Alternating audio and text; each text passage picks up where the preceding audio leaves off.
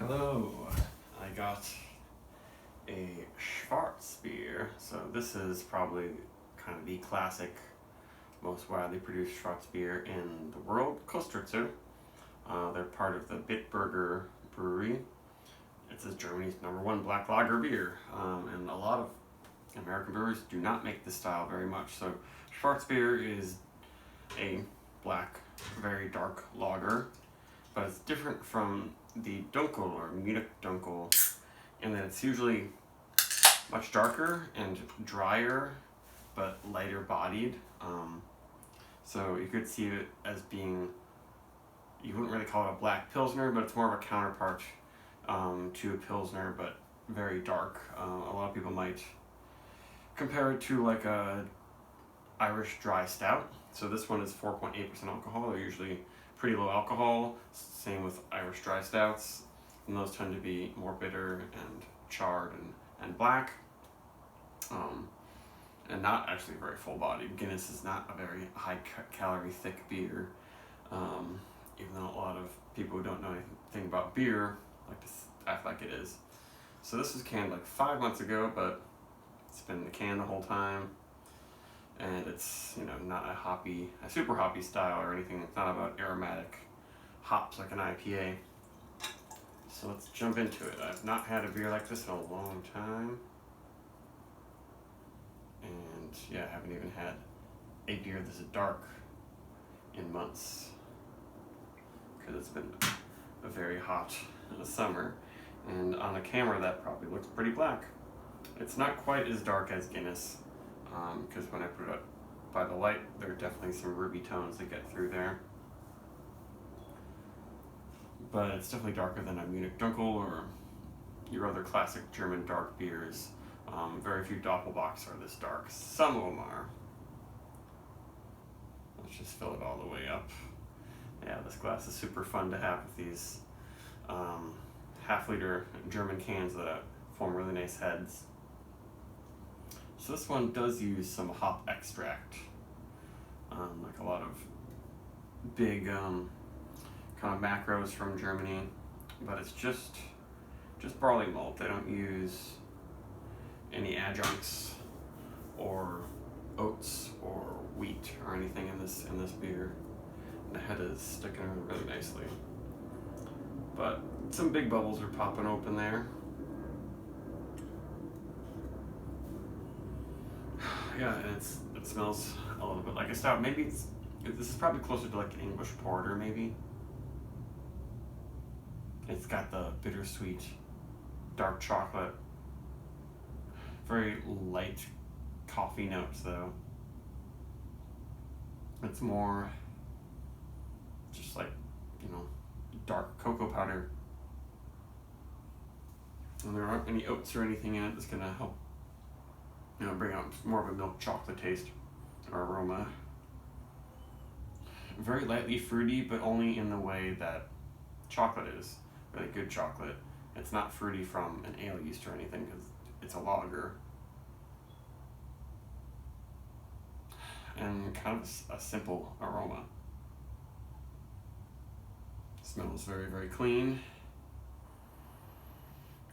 I guess there's a little bit of a hop spice in there, maybe. A little bit of an earthy thing. But, not a lot going on, and not a lot is supposed to be going on.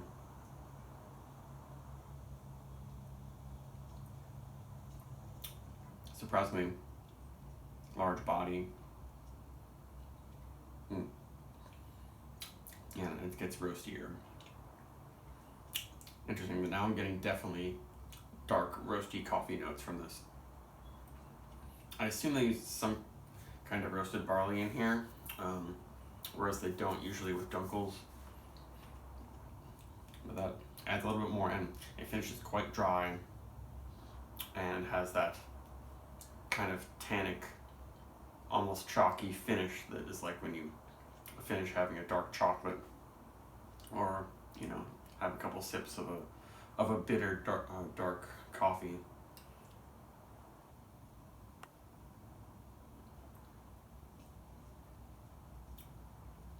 It does have that mass-produced, filtered, pasteurized kind of German thing that you get from these older beers that it's a very, very clean, minerally note. I don't know if it's really oxidation. It's just kind of like a slight soulless type flavor, which is really interesting because I got a Kostritzer Pale Ale, and I'm pretty sure it's made with American hops. It was 7%, and it looked like on the bottom of the can that said that was canned 7 months ago. But that one did not seem to be crazy weird and oxidized, but also it was an ale, so this is a lager. I don't know if they have different processes for making them that affect that, but this just has that mass-produced sort of thing that you get with a lot of these beers, that they're well made, but it's just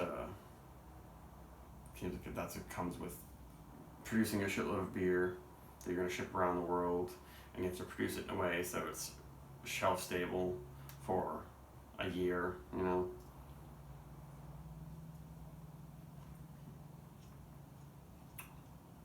It just comes in the aftertaste, and it's just a little bit, not off-putting, but just not off-pleasant. It's really just a subtle thing that I noticed with German macros. Not all the time though. Wheat beers don't usually have it. Hefeweizens. If it didn't have that note, I would like it a lot more because the smell was nice and chocolatey, and then it gets this roast and bitterness and the flavor, and it's just super clean, very, very drinkable.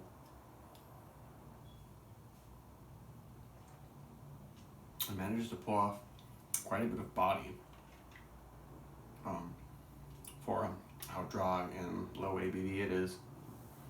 But I still, wouldn't probably give this one a 4, maybe a 3.75.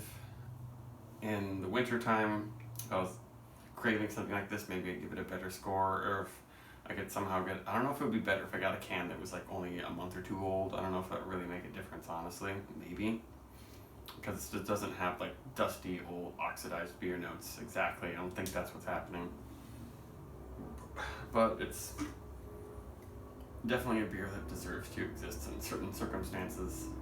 It would be good. This definitely would be a very good food beer, because it's a dark beer that can counteract things like oysters and good funky cheeses, but it's also dry and palate cleansing and refreshing and gulpable, helps you wash stuff down. So that's it. Bye bye.